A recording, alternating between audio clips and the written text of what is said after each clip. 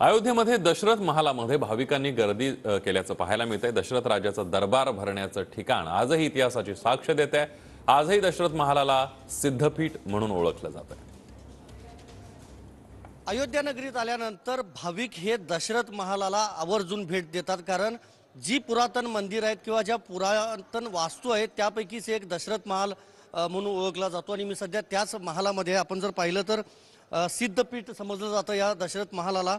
आणि राजा दशरथांनी त्रेतायुगामध्ये या महालाची स्थापना केली होती। ती आपल्या सगळ्या नातेवाईकांसोबत याच महालामध्ये राहायचे अशी देखील एक आख्यायिका आहे। त्याचबरोबर रामनवमी असेल, राम विवाह सोहळा असेल, दिवाळी असेल, त्याचबरोबर श्रावण महिन्यातले मुख्य दिवस असतील, अशा दिवसांमध्ये एक मोठा उत्सव या संपूर्ण दशरथ महाल परिसरामध्ये पाहायला मिळतो। आजही आपण पाहतोय म्हणजे हे डोळे दिपवणारं असं हे सौंदर्य म्हणावं लागेल या मुख्य गाभाऱ्याचं।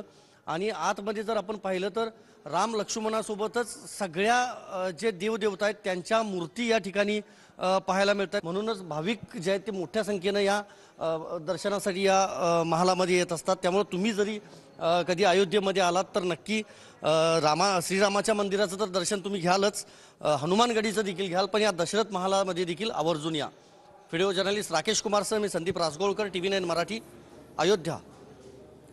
अयोध्येतील शरयू नदी किनारी आजही भाविकांनी आरतीसाठी मोठ्या संख्येने गर्दी केल्याचं पाहायला मिळालं। भाविकांच्या उपस्थितीमध्ये प्रचंड उत्साहामध्ये आरती सोहळा संपन्न झाला।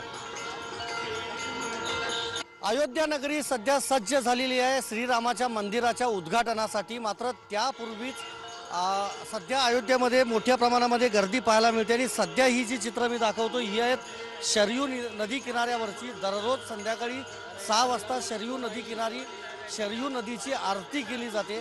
अनेक राजकारणी नेते लोक देखील या आरतीमध्ये अनेक वेळेला सहभागी होत असतात। मात्र आज पाहतोय आपण सर्वसामान्य भाविक जे आहेत, रामभक्त जे आहेत, अयोध्येमध्ये येणारे देशाच्या कानाकोपऱ्यातून ते सगळे भक्त जे आहेत, भाविक जे आहेत ते या आरतीमध्ये सहभागी झालेले आहेत। हे जे दीपस्तंभ आहेत ते आणले जात आहेत आणि त्या दीपस्तंभांच्या द्वारेच आणि इतर जे पूजेचं साहित्य आहे त्याद्वारे खरं तर ही शरयू नदीची आरती जी आहे ती केली जाते। अनेक महिलांचा मोठा सहभाग या आरतीमध्ये आपल्याला पाहायला मिळतो। आणि देशाच्या कानाकोपऱ्यातून हे भाविक सगळे जे आहेत ते अयोध्येमध्ये दाखल होत असतात। थोड्याच दिवसामध्ये आता प्रभू श्रीरामांच्या मंदिराचं उद्घाटन होणार आहे। मात्र त्यापूर्वी अयोध्या नगरी आता सज्ज झालेली असतानाच या शरयू नदीच्या आरतीसाठी देखील भाविक मोठी गर्दी करतायत।